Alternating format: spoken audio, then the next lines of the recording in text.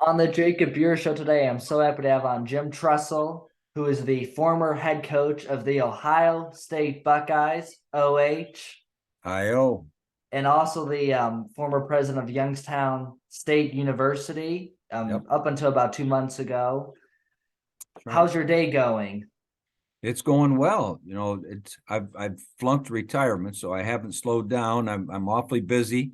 Lots of good things going on here in the state of Ohio and on our campus at Youngstown State and Ohio State's campus and everywhere we can be helpful. But it's all good. Thank you. Appreciate you taking the time to come on since I'm sure you get a lot of requests. Yeah. Well, my first question is, how did you kind of get involved with the sport of football? Your dad was a coach. You played quarterback in college, if I'm correct, at a Division III school that your dad was head coach at. How did it kind of evolve from being, a college athlete to then getting into the coaching role? Because not everybody who's a good player is a good coach. How did that kind of involve getting into a coaching role? Yeah, that's kind of interesting. My junior year of high school, when the guidance counselor called me in and they said, "What would you like to do in the future?" And I enjoyed high school. I was happy to be doing what I was doing in high school. I was playing football and basketball and baseball and involved in a lot of student activities and never really gave much thought to what do I do when I grow up type thing. And he said, "Well, you need to start thinking about that because you might want to go to college or the military or trades or, what do you want to do?" And I said, "Well, gosh, I'm going to have to give that some thought." And he said, "Well, your math scores are really good." He said, "You ought to think about being an engineer." And I said, "Well, I don't know that much about trains. And so I don't know if I want to be an engineer." And he said, "No, not that kind of engineer, not a train engineer, but a mechanical engineer." And I said, "I don't know. That doesn't fire me up, honestly." And he said, "Well, start thinking about it." So I did. And, my dad was an educator. He was a football coach and athletic director. And my oldest brother was at the time a graduate assistant coach at Florida State University. And my next brother was just getting ready to finish his college degree in education. I thought, what, maybe education is what I should think about doing. And so I did. I majored in education and thought I was going to teach math and coach high school and live happily ever after. And as fate would have it, I went and got my master's. And while I was at the University of Akron, got hired as a college football coach and never looked back. And then, of course, you went, you had a journey, ended up going to Youngstown State, won quite a bit of divisions or won quite a bit of titles there. Four, if I'm correct, three or Yep. four. 4. Mm-hmm. How did it kind of go after Youngstown State to then being named Ohio State football coach? How did that kind of all happen? They were looking at different people. What was that process like? Well, I think I'd be remiss if I didn't say it. I spent 11 long years being an assistant coach and trying to learn from some really good head coaches. I had learned from my father, obviously, growing up, but at the University of Akron, I spent 4 years as an assistant coach and learned a great deal from Jim Dennison and the other colleagues on the staff. Spent 2 years at Miami, Coach Tom Reed, wonderful mentor. 2 years at Syracuse with Dick McPherson, wonderful coach that taught me really how to go in at the beginning and build a program because we went there together when he took over. And then with 3 years with Earl Bruce as an assistant at Ohio State. And so those 11 years were very formative. And I wouldn't want any of the listeners or the viewers or whatever to think that you just wake up one day and you're a head coach or you're a head of a company or something. There's a lot of work that goes into building the foundation. And I was very fortunate to get a chance to go to Youngstown State and compete at the highest level of 1AA to see if we could be the champions. And 10 of our 15 years, we were in the playoffs. And 6 of the years, we played for the national championship, won 4 of them and lost a couple. And so those experiences, that 26 years, gave me a lot of experience that I could then go to the interview at Ohio State and say, well, here's my body of work. It's not that I just, am the hot name now or something because we've won championships. Here's what I've learned. And so really the conversation during the interview, I always tell young people when they're interviewing for any kind of job, is it needs to be conversational. People need to know that it's not something you read in a book, or something that is kind of theoretic. It's got to be something you know how to do. And so I was able to talk to the people at Ohio State and say, hey, I know how to build a program. I've demonstrated it. I know how to win at the highest level because we've done it. And I'd love to come to Ohio State to see if we could translate that at the next level. And so I was fortunate that got that opportunity. For sure. And then what was it like? You were there for, if I'm correct me if I'm wrong here, 7-5 the first year. Mm-hmm.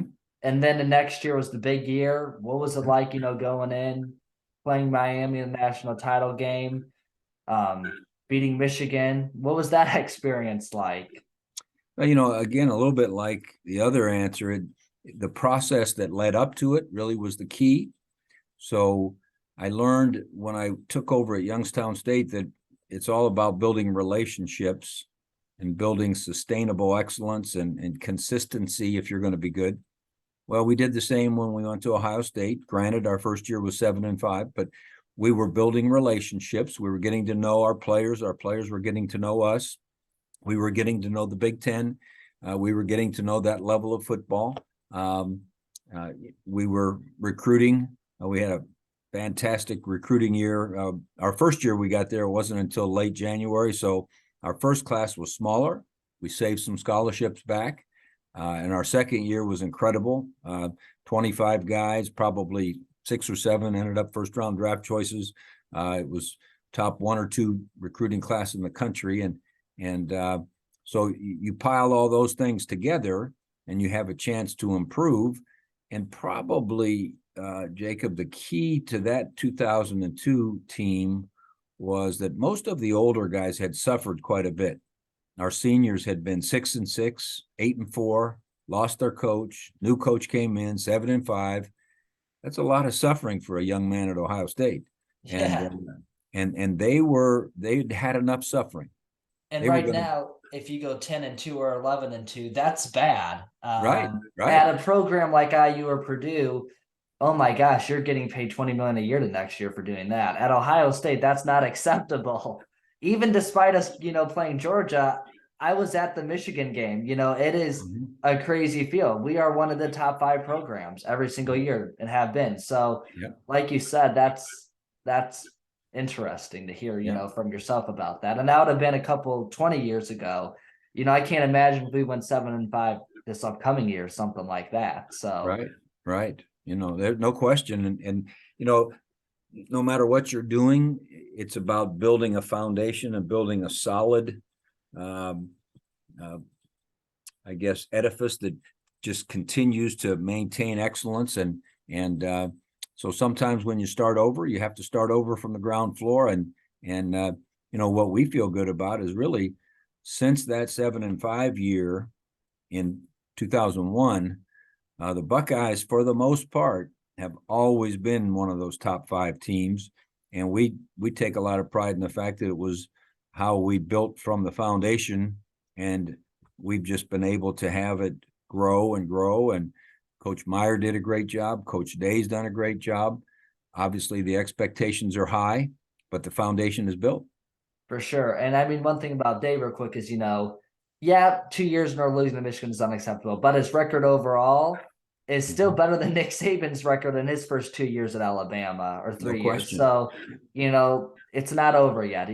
We get Michigan this year. Future's really bright. Got a great team and, 2 good quarterbacks. So, and some other ones coming. So, what would you say is your favorite coach to coach against, and then your favorite away venue? I'm going to guess it's probably maybe Happy Valley, just the experience, or, maybe coaching against Joe Paterno. Do you have a favorite coach that you enjoyed coaching against in an away venue? Well, I think coaching against whoever the coach was at Michigan is always fun because, the importance of the game and the excitement and the buildup. It's always the last regular season game. And so your goal every year is to be playing your best at the end. So I think whoever, whether it was Lloyd Carr or Rich Rodriguez or Brady Hoke or whoever it was. It was always fun matching up against the Wolverines. As far as venue, I'd say the two that probably are the most fun are Wisconsin and Penn State. In that, they're so loud and they're so excited, and usually when you're Ohio State, television wants you to play the night games. So, we get whiteouts and this and that. Those two probably. The Michigan Big House kind of sits down low and isn't quite as noisy. It can get very noisy. That's what I've heard. Yep. It's not quite like Penn State and Wisconsin, but those would probably be the two that I would say. For sure. And then today, of course, which it's changed a little bit, renovations, A&M Kyle Field is a big one that I hear, the way that they rebuilt it when they did their remodel a couple of years ago. Yeah, Interesting. I've never been to A&M. Kyle Field is insane. Yeah. It is insane. I watched a video back the other day from when they beat Bama in 2021. And, they didn't have the best team, but I mean, that venue is the reason why they won that nighttime game. Their hands down. It was crazy experience, just listening on even C deck there. The Memorial Stadium at Texas we played at, and that was a fun environment. DKR. What would you say is something that Ohio State should maybe do this year round to beat Michigan? Because that's a big question on a lot of people's minds. What are your thoughts on that kind of? Well, the thing about preparing for that game, and I've had lots of conversations with people about that. In fact, with Coach Day as well, and it's all about how are you progressing leading up to that game, and what's your mindset going into the game. And if all you're worrying about is are you going to win or not, I think you're looking too far in advance. We talk all the time about you have to win every situation in that game, whether it's the opening kickoff coverage to every single first down play or sudden change or third down play or coming out situation or you name it. You have to stay so focused on the situation that you're in at the moment. And if you'll handle every situation, then you'll have a chance to earn the victory. Interesting. And real quick, I just got to ask, I think they probably had the locker room because they've had it for a while. What was it like playing at Iowa and that pink locker room there? What is that experience like? Yeah, it was a little different. They did that for years and years and years with the idea that I think sometimes law enforcement uses that to de-escalate situations, in jails and so forth. And so I think, their thought, I guess, I don't know for sure, was, maybe get the de-escalation of the mindset of your opponent by being in the pink locker room. But, some people got kind of just carried away with, wanting to put newspaper over it and cover everything up and don't let it affect you. And honestly, we didn't give it much thought. Just went there to play football and get the win and come home. Yep. Interesting. And just a couple other questions I have. What do you have a memorable player that maybe was one of your favorites to coach? I never take the bait for that question. I never say what was the best victory or who's the best player or who's the best position person, because what happens is I would hear from about 2,000 other guys and say, well, I can't believe you didn't say I was. And, so I was just blessed to have so many guys that cared deeply about Youngstown State or Ohio State, that loved the game of football, that were consummate team players, that the team was most important. And that's why we had a chance to play in 9 national championship games. We had those kinds of guys that it was about our team becoming the best it could be. And I can't even think of one who didn't think that way. And that was the beauty of coaching at those two places. But Jacob, I'm not going to take your bait and single out anybody. That was a question from my dad. So, and I told him I was having him on. Okay. So I just had to ask it. So I respect your answer a lot.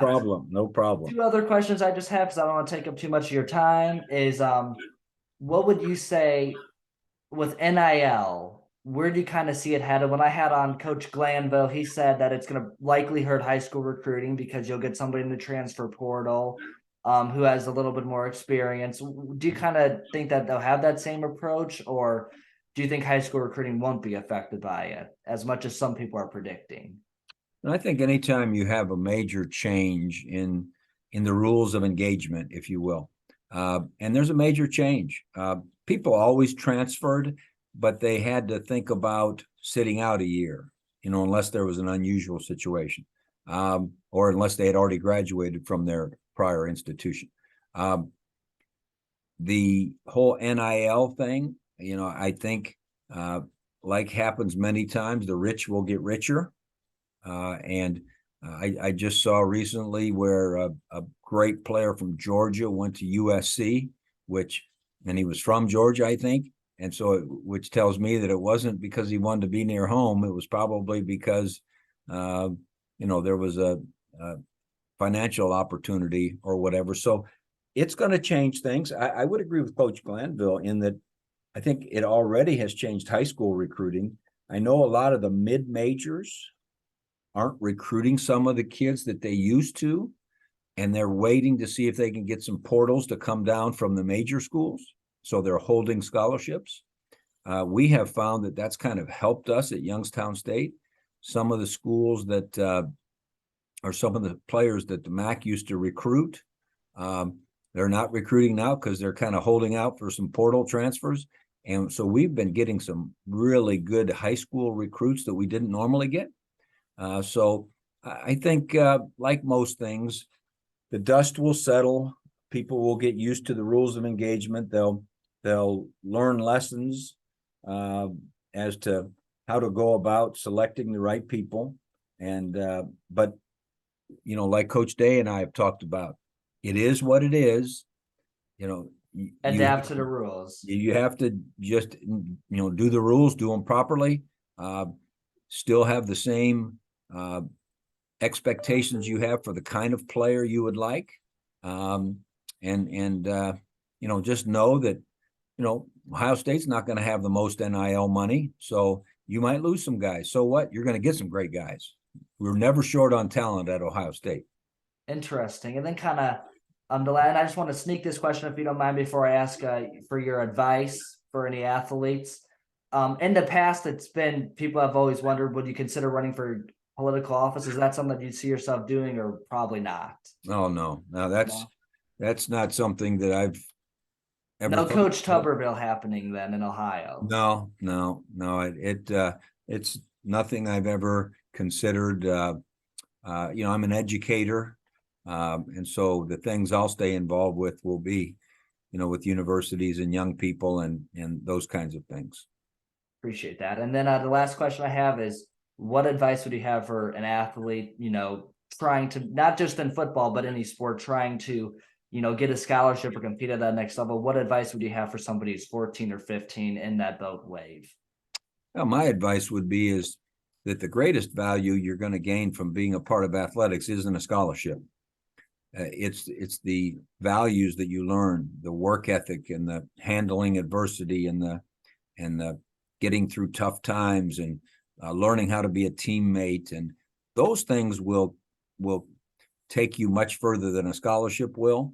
And so my advice would be, scholarship is just an outcome, but the things that you really gain for life will be much different than a scholarship. So don't get all worried about and caught up with, are you going to get a scholarship or are you not? I would focus on, am I going to become the best I can be by the things that I learn being a part of, in my mind, the greatest game in the world, which is football in this case. Interesting. Well, I don't want to hold you for any longer. I appreciate you so much for coming on the Jacob Buer Show today, and go Buckeyes. All right. Go Bucks. Have a good one. Go Boilermakers, I guess, too, though, huh? Thanks.